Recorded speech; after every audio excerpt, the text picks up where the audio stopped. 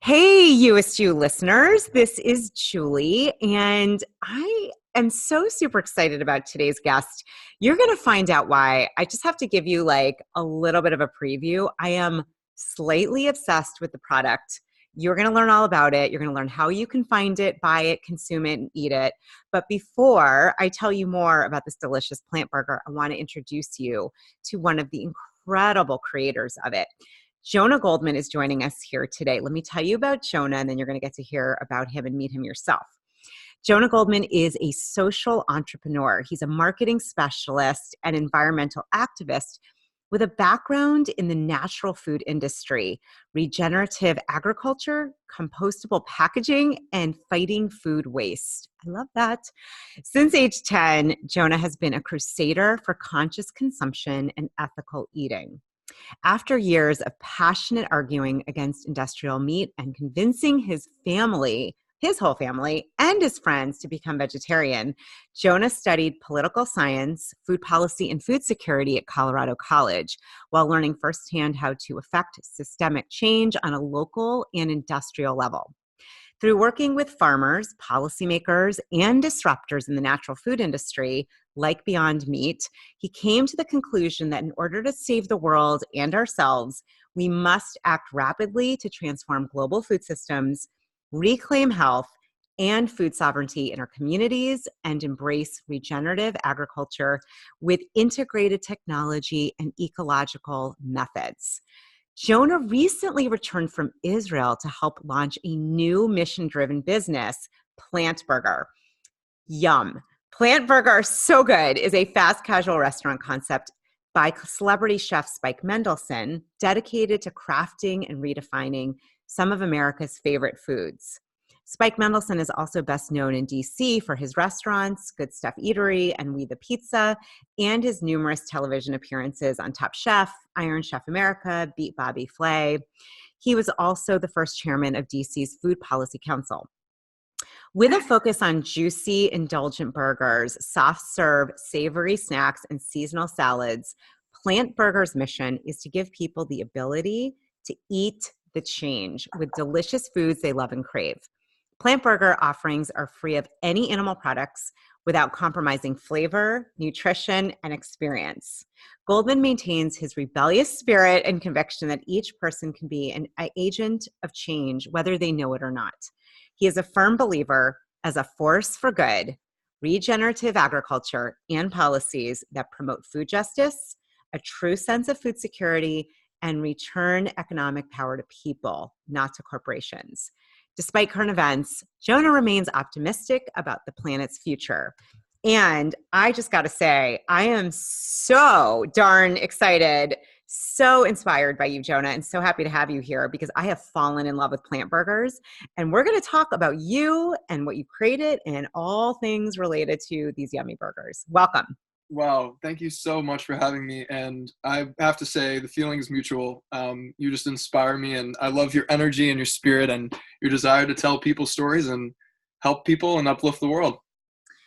Well, thank you. It's mutual, and I just for those listening in, let's just first to set the scene. If you are even in like a 200-mile radius of DC, Virginia, like Maryland area, I just encourage you. We're going to talk all about how you conceived PLNT Burger and what it serves and why it's so delicious. But it is now, I know the first location is out of Whole Foods in Silver Spring. And for those that keep kosher, it has the symbol and texture for it. And then those that want to try to eat a delicious burger that doesn't have animal protein, or if you're vegan or vegetarian, I mean, your product is delicious. Like, I recommend everybody go out and get the To PLNT Burger ASAP, number one. Yes, thank you for that shout out and True. and helping us spread the word. That's the main challenge. We know we have a great product, and Yeah. really the struggle is just to make sure that people are aware of it. And we feel confident that once people try it, we've seen it again and again. They just return upwards of 3 times in a week. Yes. Or twice in a day, like myself on Sunday. I'm not even kidding.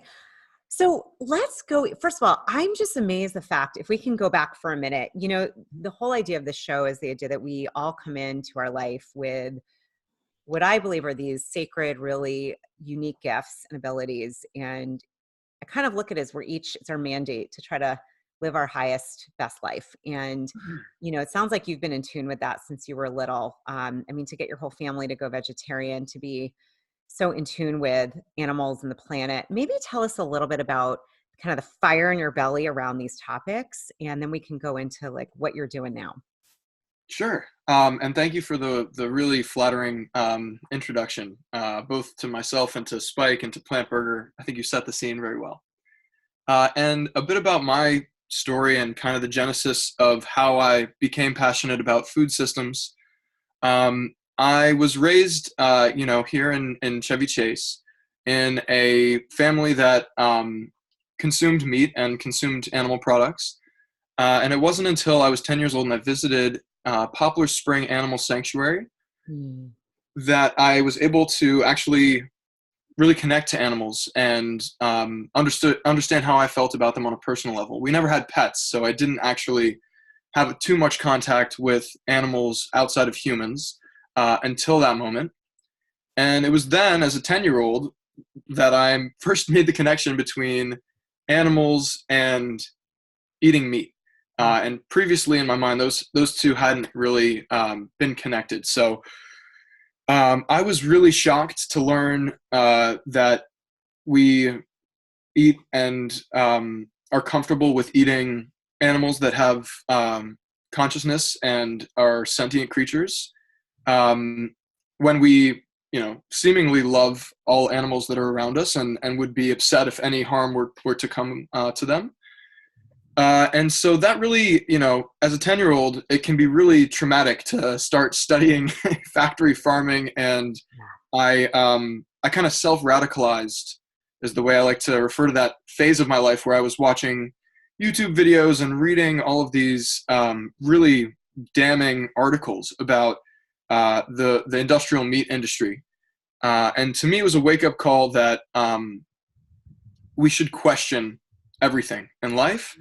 And it led me into a very contrarian mindset and period of my life, basically ages 10 through 16. And then some would say on until my later years. And even today, I have a lot of, had and potentially maybe still today have a lot of frustration about what I think is a corrupt and broken food system. Yeah. And so throughout, my early childhood, I was very outspoken. I would get up on the couch every morning before anyone would go to work while we were eating breakfast and more or less lay out a fire and brimstone, passionate argument to my family about why they shouldn't be eating these animals. And it was more or less a guilt trip, but it centered around two philosophies that I still believe in today. The first of which being, if we can be happy and healthy without killing other living creatures, then why wouldn't we do that? It seems like a more compassionate and simple way to sustain ourselves. And the second is maybe a little bit of a harder principle and concept to swallow for a lot of people. No pun intended.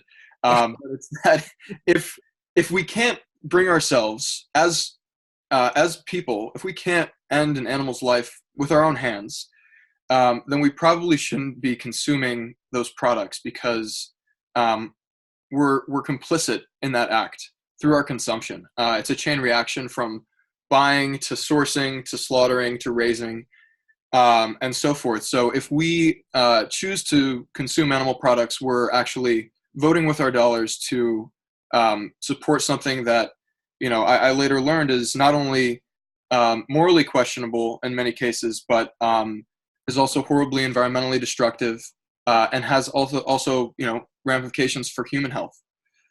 And so I came to believe eventually in my life that it's really most important that we connect to the food system ourselves and understand personally what it means to us.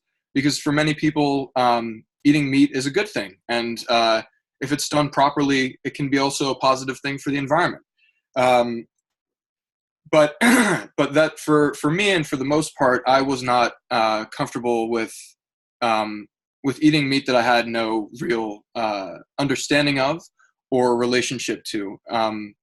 And so my whole bar mitzvah speech was about redefining the laws of kashrut. I think we spoke about this earlier, but the Jewish laws of kashrut, of what you can and can't eat, reconstructing those to be relevant in this day and age where our food system looks nothing like it did even 100 years ago, let alone thousands of years ago when these laws were written. And so trying to understand how can we, take our values and our desire to eat good foods and healthy, clean foods, and have that be something that is actually relevant in this day and age in a global food system. Wow. So one of the things, and I'm laughing, Jonah and I talked a little bit beforehand, and I said, oh my gosh, you've got to be a fire sign. you got a lot of fire going on in you, but to do this, at 13, so those listening in who may not know, in the Jewish faith, some men and, girls and boys at 13 have a bar or bat mitzvah. And it sounds like for you, I mean, that's a young age to already be like, I want to redefine the laws. Like, I think that's so awesome that you're already like, all right, this is not working. Like, we got to change some stuff up. And how long did it take for your family that's a big shift to go from meat to vegetarian like that. That often doesn't happen. I'm in a household where some of us are and some of us aren't, which is okay. It's just, that's impressive that everybody switched over. When did that happen? So it was a slow process. And it was also really hard for me because, burgers were always my favorite food. My mother would make these juicy 1/4 pound burgers. And that was what I looked forward to every weekend, or every time we would grill out, we would have that. And so it was really deeply embedded in our lives and our identity and our culture. And I slowly was able to convince first my brothers to join me in becoming vegetarian. And then my mother and father, I think they eventually came around to it, partially because it was just inconvenient to be cooking two, separate meals. And then I think eventually I wore them down with having that argument with them, having that persistence, and just kind of making them face the realities. I would always send them videos as well of factory farms and say, like, this is where your meat is coming from. Are you okay with that? And it's something that when you actually see what the conditions are that these animals are living in, it's not appetizing. And you realize this is not a product that is going to be good for me. And then the other side of it is, if you're able to connect to it emotionally, you realize you don't want to cause that sort of suffering to another living creature. And so they came around, my cousins, many of my friends, and others, and my neighbors as well, have since adopted vegetarian lifestyle. And I'll just say, because Thanksgiving is coming up, that this farm, that the animal sanctuary that originally pushed me to think more deeply about how we treat animals and how we eat animals or don't eat animals, has had an incredible impact on other people, not just myself. Obviously, like it changed me, and then I was able to create some change in my life. But every day, they host school groups, and I think that is the most powerful thing for a young child to experience, how amazing these animals are. To meet a turkey, you wouldn't think of a turkey as a great companion animal, but they're so great to be around. They love to be shown affection. They're highly intelligent, as are the pigs, as are goats. And, like the level of a pig's intelligence is actually higher than a dog. So, to me, it's just, it's this bizarre cognitive dissonance that I realized at a 10 as a 10-year-old, that these are phenomenal creatures. And it's really just, we're being selective about the ones we choose as our companions and the ones that we treat as our meals. So again, that was just a personal journey that I went on, and it led me to learn more about food and food systems throughout my academic and professional experience as well. It's awesome. And I think that's such a great, first of all, so cool, the influence that you had on your community, your family, friends, neighbors. It's funny. My dad he lives out in Western Mass and has what I call a micro farm, and he has turkeys and chickens and pigs and goats. And I can tell you something, like, I remember it was probably around the time that I decided, for me, it was a couple of reasons. My body wasn't processing meat well, and I really just wanted to stick to plants. And I got to tell you, after going to his little farm and like one of the pigs did attack me. That's a whole other conversation. I don't blame her. I was near the chicken coop and she was trying to protect the chickens. So whatever. I get it. Protective mama pig. But, these animals, like, you're so right. He actually, I think, has 2 turkeys.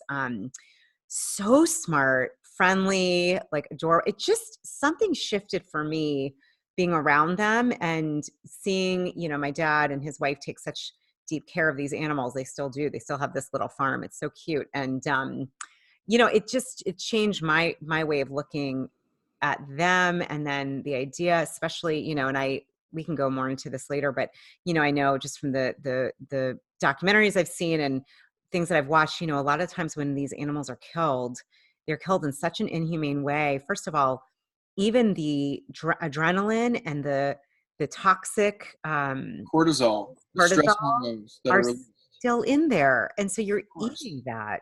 I know I'm oversimplifying, but that's a real concern that that I think the more we learn about the connection between meat and heart disease and colon cancer and all sorts of other diseases is becoming a bigger and bigger issue, because you're right. Not only are their bodies filled with that stress hormone and a lot of other, pharmaceutical products throughout their lives, but the quality of their day-to-day life is horrible. And when you're separated from your family, when you're kept in a really confined space, your body is not well. And so that's why they're being pumped full of so many antibiotics and pharmaceuticals, is because otherwise they would slip into depression and their immune systems would collapse. And so again, like, it's a question if that's something you want to put in your body, right? Because its quality of life has been so miserable, and it's been experiencing stress. Right. You are what, like, you put into it, and what you get is a result of that. So, like, and as a disclaimer, I'll say there are people who are doing it really beautifully. There's a number of agrarians and regenerative agriculturalists, Joel Salatin, who have studied ecology and the relationship between humans, animals, and the environment, and have replicated those relationships in a way that is modern and innovative and gives animals a really great quality of life as well. And so for people who, still want to eat those products, I think there are people who are doing it really well. And by the way, sequestering carbon as an added benefit.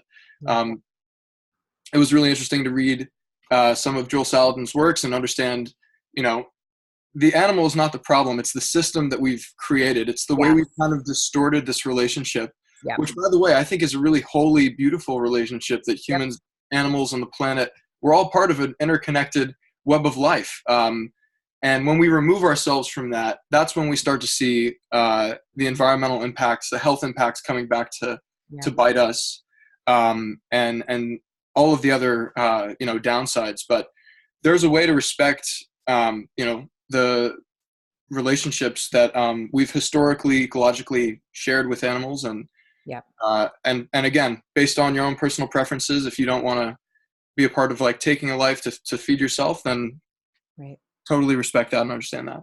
Yeah. No, I think what's important to say is, look, for those listening in, there's no judgment.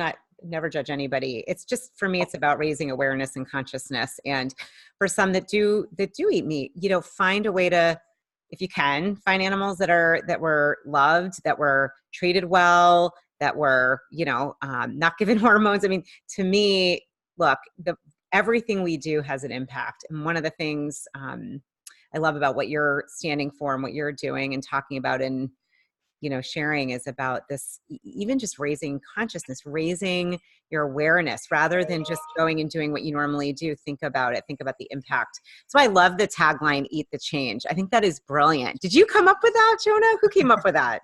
I love that. Well, I can't take full credit. Gandhi originally said Right. change, Right. right? Right. But I will turn around. It's on the back of my shirt here. So Oh, eat the change you wish to see in the world. I love it. So if you're listening, Jonah turned around. He's wearing his Plant Burger t-shirt on the back. I love it. It's this great turquoise shirt that says, eat the change you wish to see in the world, which is like a take on Gandhi's quote, which is to be the change you wish to see in the world. I love it because it's eat the change. It makes so much sense. yeah, it was, it's always been one of my favorite quotes. And Yep. on the farm I was working on in Israel, we had these similar shirts that said in big letters on the back, be the change you wish to see in the world. And so for me, it was a very easy jump to, oh, I'm, part of this amazing concept restaurant to deliver people food that they know and love, that at the same time has, positive environmental and health impacts. So eat the change. Love it. It's very natural. I love it. Tell us a little bit. So before we get into Plant Burger and how it originated and all like things delicious Plant Burger, I know the main source of the burgers is Beyond Meat, and you were involved with Beyond Meat.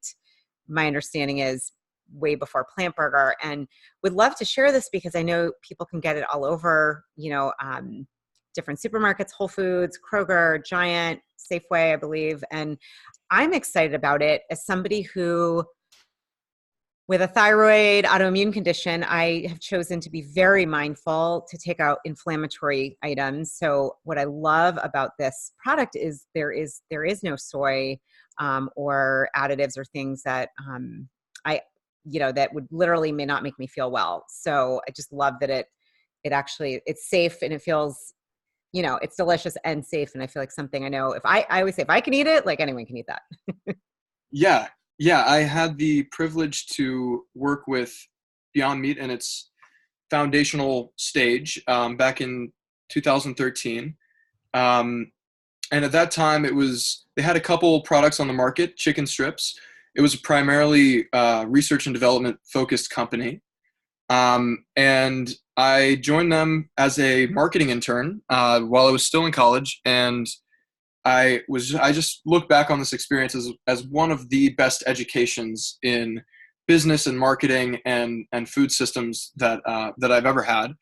At the time, there was around 12 people in the company, and I had the opportunity to learn, firsthand from many of the executives and the CEO and the marketing team who were just creative geniuses, kind of how they had put together a strategic marketing plan and an approach to get to market. And to see them, to get involved at that stage and to really fall in love with a company that I believe has a great ethos and a great mission and a great product, and to watch them flourish and blossom into the point they're at today has been just so rewarding and really uplifting to see that. So today you can find Beyond Meat products at virtually every major retailer. In many cases, they're actually being sold in the meat aisle.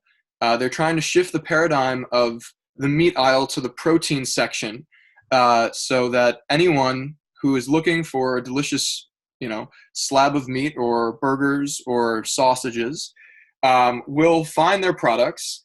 And I think I shared with you maybe some of the amazing statistics behind their market research, but 93% of Kroger shoppers who bought this product also had animal meat in their shopping cart. The target market really is anyone who is looking for a good, delicious burger. Omnivores, people who think they're carnivores. No one's really a carnivore, I'll just say that. But people who, find themselves really attracted to eating animal products.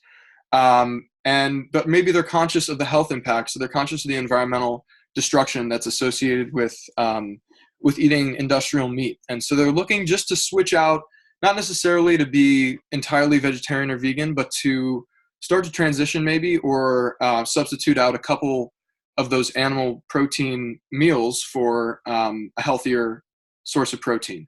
And again, it delivers as much protein, I think even more protein per serving compared to animal meat. No cholesterol in their products, less saturated fat. it's a really compelling case when you look at the resources that go into making these patties. And that speaks, I mean, that maybe is a conversation to have more about plant burger, because we're focusing on the burger side of it now. But Yeah. It's really like a fraction of Yeah. the energy and water and land that it would take to create an animal-based patty that goes into this. Love it. I love it. All right, Jonah, let's talk plant burger. I'm Mhm. like, because every time you mention, I'm like, oh my God, I'm so hungry. You guys really, it's worth making a trip to the DC area. It's inside Whole Foods, which anyone that knows me by now, Whole Foods is like my home away from home. I travel all over the place, and everywhere I go to Whole Foods. It's like a safe space. It's my like, it's my, I don't know, my sanctuary. It's kind of embarrassing. Like I did a week-long leadership project in Hawaii, and all my receipts were Whole Foods. So I need to venture out. But seriously, you guys are in Silver Spring. So let's talk about the business, how you brought in Spike, got the menu together, and then I'd love to hear about the vision. Like, what do you see for Plant Burger? And then we can talk about like the menu, but only a little bit because it's gonna make me really hungry. Yes. It'd be my pleasure. Yeah. So, first of all, let me also say about Whole Foods that they are, I think everyone knows, a leader in the natural food industry, and they've paved the way for people to really participate in conscious consumerism. And that really was kind of at the heart of my pitch as a child. And that's not something that I realized until later. And when I learned more about Whole Foods, that they are just such a pioneer in the field of creating products and bringing those products to market that are beneficial for humans and beneficial for the planet. And that's really where we share the same mission. It's about feeding people and also supporting the planet in a way that doesn't compromise ecosystem services we all depend upon. And we have a partnership with them that we're really proud of. It's through their partnership and Friends of Whole Foods program that essentially incubates and supports chef-driven concept restaurants to pop up in their retail stores and operate kiosks. And that's really what we've done. And we've been open only 2 months. So it's our first ever pilot plant burger shop. We have around 110 square feet kiosk that we cook all of our burgers out of. It's an extremely efficient and I guess you could say well-oiled machine at this point. So really it's, to us, a phenomenal opportunity to prove our concept, to learn and reiterate and pivot as much as we possibly can so that we can expand and continue growing. And to get back to the other part of your question about how it all got started, I think there's a really amazing story there too. And I want to give Spike a chance to tell that, but I'll just give a quick summary of kind of how that all happened. And just to let people know, Spike is actually going to be interviewed as well, so that we'll get both perspectives, because I want everyone to know you're going to want to hear both of these. But yeah, let's hear it, Jonah. Yeah. Well, okay. So a bit of background about Spike. He is and you touched on his bio earlier, but he has primarily focused on delis and animal-based concept restaurants for the majority of his career. And it wasn't until around 1.5 years ago that he was sitting on a panel discussing policy. And my father, who after after becoming vegetarian and after I had been involved with Beyond Meat, he got more involved and went on to actually serve as the chairman of the board at Beyond Meat. And so he really became, an industry leader, not only through his work with Honest Tea, but has had such a massive impact in driving the success of Beyond Meat. And so they were sitting on this panel together. My dad had done his research and knew that Spike was a renowned and influential chef in the area. And he slipped him a cooler of burgers underneath the table and said, I know your wife is a vegan. Go home and just try these, cook them, tell me what you think. So Spike did that, and he can tell the story much better, but he cooked them on his grill at home. And it was the first time that he and his wife and his son could all enjoy burgers together in a way that really like satisfied them. And so he was blown away by it. And that was kind of the genesis, the point where he realized there's finally a product out there. Food technology has advanced to this point where we can create a delicious burger. We can create meat products straight from plants. And for me also, that's a really exciting thing because, as I said, I always loved burgers. And since I became vegetarian at age 10, I was always craving a burger that could satisfy me. And for the longest time, there have been products out there, but none of them really came close to the flavor and texture and experience that I knew and loved. And so for me, it was just so gratifying to see not only is it finally here and it tastes so good, but it's from the same company that I've grown up adoring and investing in and loving. And so it's just an exciting, it was an exciting business opportunity for me to be a part of, and it's something that I really believe in growing. And so when I was in Israel and I was working for a compostable packaging company that develops essentially flexible packaging that's compostable as a alternative to single-use plastics.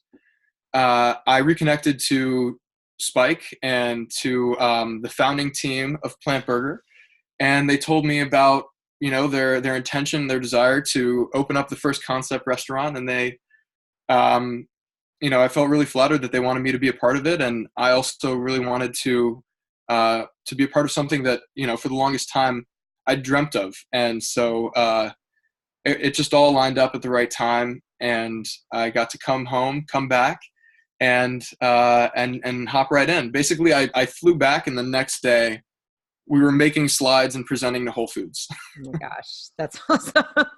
Woo, that sounds like life of an entrepreneur to me. Yes, it was a quick turnaround. Right in. And did Spike help to create the menu? Because one of the things I'll say, there are a lot of, I would call them veggie burgers out there. Many of them have, let me be careful, but loaded with crap and other things that I would not ever eat or put in my body. Not judging what people eat. Just, I know for me, I'm very sensitive, and a lot of those burgers don't work. And one of the things was when I had the first one, I think the day you guys opened, I'm there all the time. I happen to be there, and I had like sampled all your fries. And I'm like, oh my God, they're so good. And I had the burger, and the ingredients are incredible. Like it felt high end, yet, it's in this, would you say 100 square space? I mean, it's unbelievable how you guys do it. High end, the onions, the grilled onions, it's wrapped in, what's it called? Not lettuce, but the Swiss chard. Swiss chard, which I loved, or you can get a bun. I mean, it was really, really high end, and delicious. And you have this cabbage slaw salad with amazing tahini, and you put the burger on. It was really, really good, really filling. So did Spike help to create that menu? Because it certainly is beyond what you would expect at a little joint like that. Yeah, he did. So I should talk about the founding team, which is, Chef Spike is the really like the main co-founder of the concept and the culinary genius behind all of the items on the menu.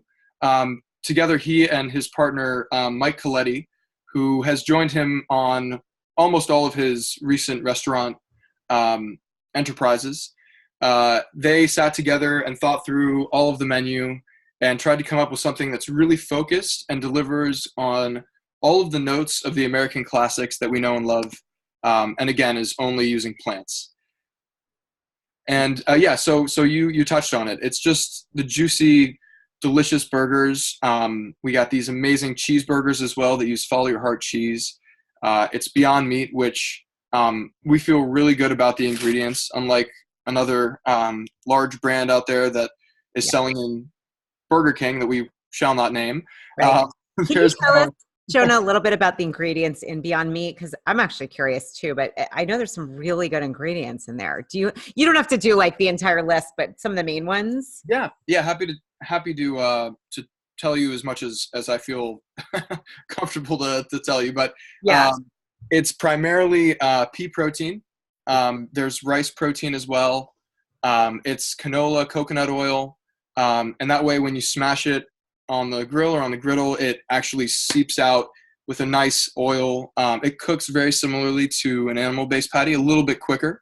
Yeah. There's beet juice. There's even pomegranate.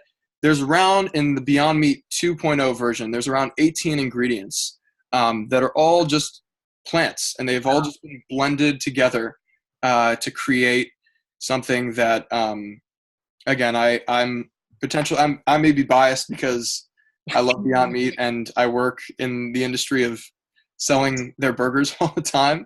But it's far and away, in my opinion, the best product out there. And again, it doesn't have soy, it doesn't have GMOs. Yeah. It's something that you can feel really good about. And just to share with any listeners who may be interested and you're thinking, this is fast food, how much of it can you really eat and still be healthy? I put myself through an experiment over the past 2 months to see. I love this. If you ever, people who have watched Super Size Me can relate to that journey of, okay, someone who basically put themselves on a diet of only eating McDonald's. I did the same thing, eating around an average of 3 burgers a day. It was virtually, I sustained myself on that and the sweet potato fries. Oh my God, they're so good. And not only was it the most delicious month and a half of my life, but I also felt healthy, very healthy. And I had great energy and I was sleeping well for the most part. Obviously it was still, outside stress in my life about helping to run the business and doing a lot of other things. But I was able to eat these burgers almost exclusively and feel that I was also eating very well. Amazing. Yeah. I love your Super Size Me twist. I love it. Well, I was there Sunday and I had 2 burgers. I almost got a third.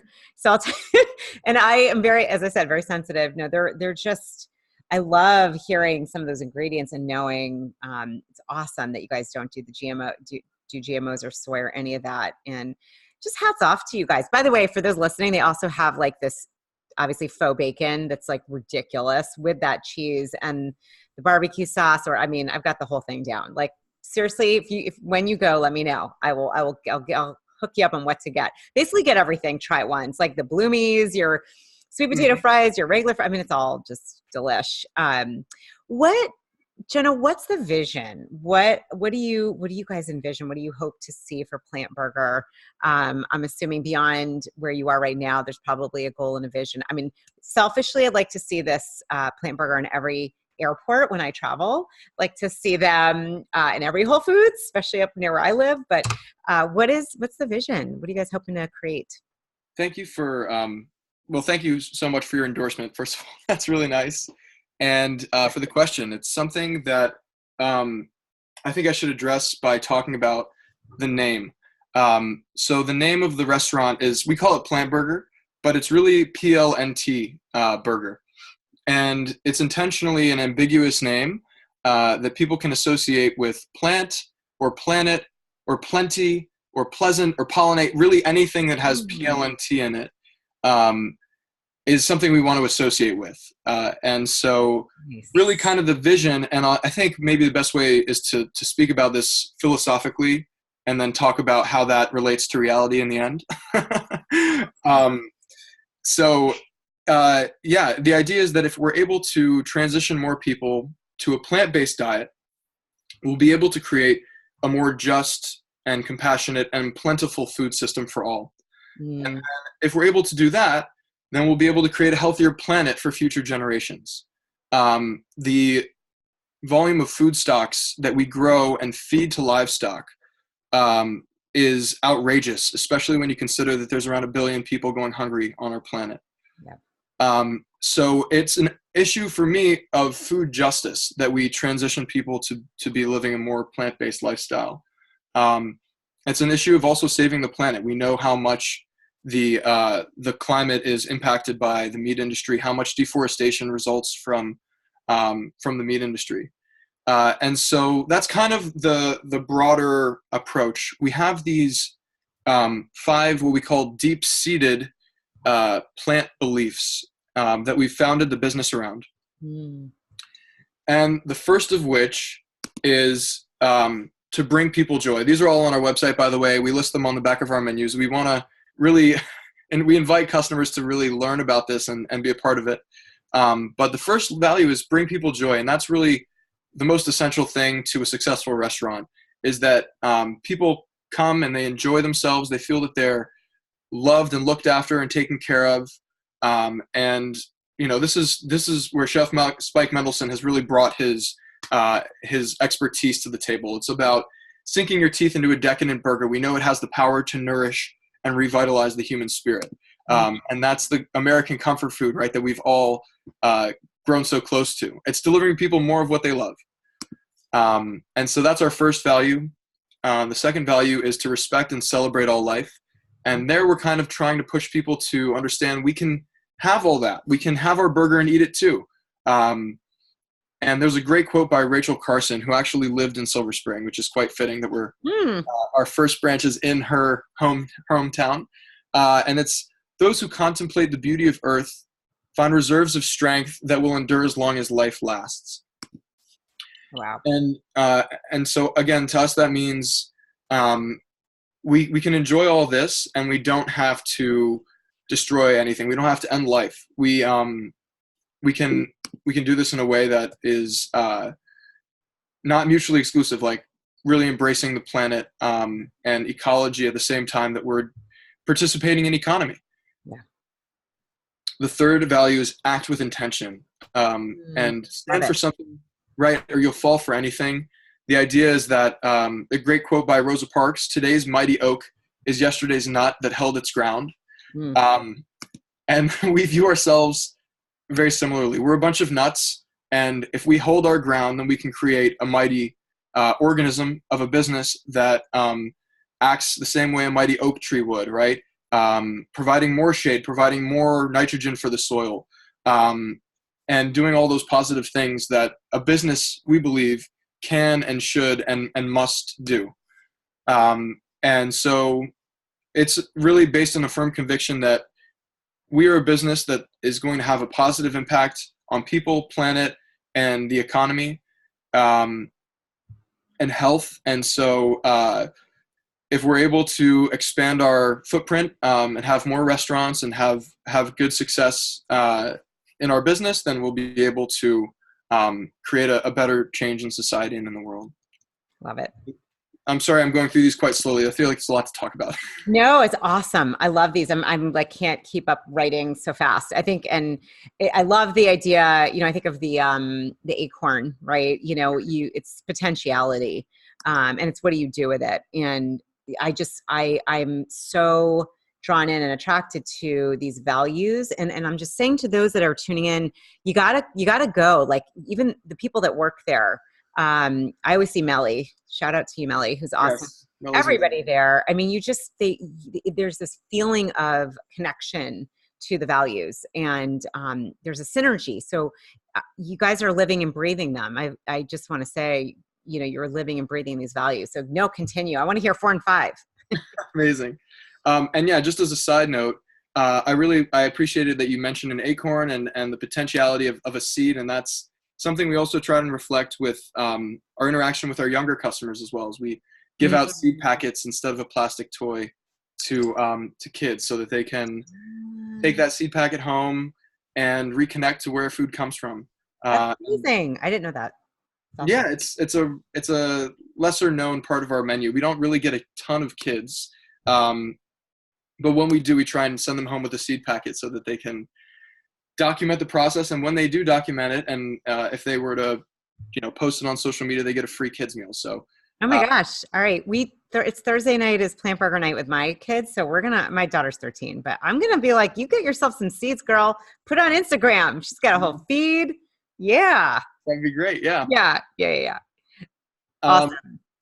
So again, we really believe that at this point, it's really in its nascent phase. It's really just been planted, if you will, and we hope to do what a plant does, which is to grow and to spread our seeds and Yeah. plant ourselves in other locations, and more to come soon.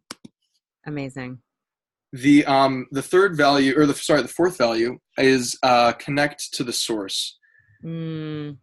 And that has to do with our belief that if we really take a breath and pause and think about how we're interacting with the world, Yeah. that we'll be able to find cleaner, more intelligent ways to exist and coexist.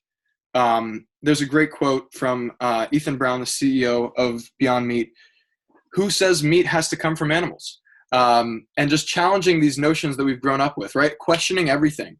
And when we really look at meat, it's mainly 4 component pieces. It's fats, protein, there's trace minerals, and it's mainly water. All of those exist in abundance in the plant kingdom.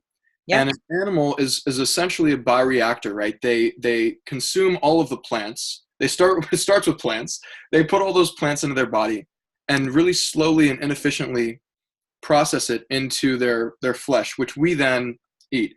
But the conversion rate from plants to animal meat, in terms of calories, is abysmal, right? We're wasting so much food and resources to bring just a pound of meat into the market. Yeah. So connecting to the source means, first of all, if we can get a burger directly from plants, then let's just go straight to the source. Let's skip the middleman, which poses all of these environmental and health and potentially moral questions. Let's go straight to the source. And then it also for us means let's connect to the community that we're in and try and be culturally relevant. And so we do as much as we can to empower our employees and to invite the local community to join us in our mission. And every Monday and Tuesday night, we host community fundraisers where we partner with a local organization to come in and tell their story and connect to the work they're doing. We donate 20% of our proceeds from those 2 days to support their work. And so there's different manifestations of that value of connect to the source. But there's the food technology and the food science side of it, which is really exciting. And then there's the marketing and community connection side of it, which I think is so important for us to be a part of the place we're in and to highlight those leaders and the businesses that surround us and give them more resources to do the important work that they do. And that brings me to our final plant-based, plant burger deep-seated belief, which is to create positive change together. That's really about democratizing the plant-based and health food movement, which for so long has really only been accessible to the upper echelons of the socioeconomic strata, right? Really, in a blunt way to say it, it's just been upper Caucasia that's benefited from and been a part of health foods and the whole foods movement. I mean, if you go to virtually most whole foods in the country, you're going to see one demographic. And what's really amazing about being located in Silver Spring is that we're able to serve a much wider community and a really beautiful, colorful clientele. That's, to us, is like, that's so positive to see that in a Whole Foods, you can serve everybody. And it's part of why we've kept our prices really as low as we possibly can. We accept cash, and we've seen actually a really interesting observation after the first couple months is that the number of cash transactions that we do has really surpassed our expectations and almost double the amount of cash transactions that a normal fast casual might do. And that indicates to us that we're serving people who may not necessarily have even a bank account or credit cards on them. Wow. And so really, it's, again, we have to democratize this. It has to be accessible to everybody. We want to serve people who are omnivores. We want to serve people who are, who don't have a place to eat because they don't have a bank account, or they're kosher, right? That we became kosher. That's a huge part of for us, making it accessible to anyone and everyone. We're the only kosher certified restaurant in the downtown Silver Spring area, which is mind blowing. And so again, it's an invitation to eat the change with us, to join us in a movement that's really about reclaiming our health, reclaiming our food systems, nourishing ourselves, and doing it in a way that's not sacrificing anything, but really rather hopefully amplifying the flavor, the experiences that are so close to our hearts. Awesome. Jonah, I just, oh my gosh. So you guys, hopefully, I mean, it's just your passion is just oozing out of you. And one of the things I just noticed and loved, before we wrap, I got to just say this. I'm picturing you at 10 years old, standing on a couch. Like you said, you were like, people, like, enough, come on, and really these values that you talked about, this questioning everything. First of all, I thought about it like nut meat, mince meat. There's a lot of things that are quote unquote meat that is not animal product. But what I love is that the essence of you, sounds like it might've been challenging for you for a few years in your 10 to, you said your teen years, to some degree, you've really harnessed kind of the essence of that, the standing on the couch and getting people excited and being the change, eating the change. And one of the reasons I love what you're doing, who you are, what you stand for, what you've created is, and I think this is for everyone listening, like, go back to when you were younger. What were you passionate about, or what moves you, and tap into that now. You've really, I see that thread of like, I didn't know you, but I feel like I see you on the couch. Well, there's a couch behind you and I'm picturing you standing on there at 10 and telling everyone to stop eating meat. But now you're really bringing that forward and in such a powerful way. And I know you even talked about, you're going to be speaking soon on stage in Paris at the Change Now Summit. I know there's a lot of things you want to do in the future. And I really acknowledge you. I really acknowledge you. Obviously, Chef Spike as well, and all those involved, Mike as well, and the team, because what you're creating is just this incredible opportunity for people, even if they've never had anything that's vegan or vegetarian, to experience like deliciousness that's nourishing and that really gets you to think differently. And even your marketing, even the branding, it's all very, very creative and well done. I noticed that right away. So you are beyond living your You-est You, my friend. And I'm honored to know you and to just see another human being who's standing up for what you believe and making a real big positive change. And I got to say, it's awesome because I freaking love eating what you're creating. So, Wow, Julie, and likewise. I mean, I feel so privileged to have gotten to know you and to be able to tell my story here. You're a shining light, and just, I think, enlightening a ton of people. So thank you. And I just wanted to say one last note. Yeah, I was going to say, what wisdom did we not say yet? What did you want to share? Because you got a lot of wisdom oozing out of you, my friend. I feel that, yes, I am very passionate, and I try and bring that in an authentic way to what I do. But often, through my lived experience, I can tell you that it hasn't always worked. And so for anyone who's listening and thinks that I'm too extreme, or that this has gone, I've alienated them in some way with my statements, that's really not what I intended at all. And the focus of my pitch and my business and what I'm doing in the world is really to invite everyone to be a part of it as well. Yeah. And there's this other quote that comes with our final value, which is, achieve the change together, create positive change in the world together, which is that you can't go back and change the beginning, but you can start where you are and change the ending. You don't have to be a vegan. You don't have to be a vegetarian to enjoy these burgers. You don't have to be any of those categories to come by and have a delicious plant burger. It's for everyone and anyone who just wants a delicious burger. And the idea is that we can have messed up. We can have done things in the past that were wrong, or that maybe we wouldn't have done today. That's okay. Today's a new day, and we can begin anew, and we can make choices that are going to benefit us and benefit others. And I hopefully, leave a world for the future generations that is prosperous and beautiful and gives them the same quality of air and nature that we're so lucky to have benefited from. Mm, awesome. That was really beautifully said. You read my mind. I was going to ask you for one more quote. That's so funny.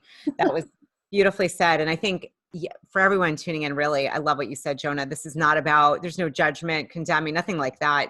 Everyone does what's right for them. Hopefully, though, I can't imagine coming away from this conversation not having some more information, raising consciousness, and in the least, you've just got to get yourself to Whole Foods, Silver Spring, y'all. You got to try this burger. I really don't care how you're going to get yourself there. Let me know. We could do a meetup. We could do even like a hangout together. I mean, I'm there all the time. So, or just Plant-based meetup. Plant-based meetup. Yeah, we could just have some fun and eat some amazing, amazing food.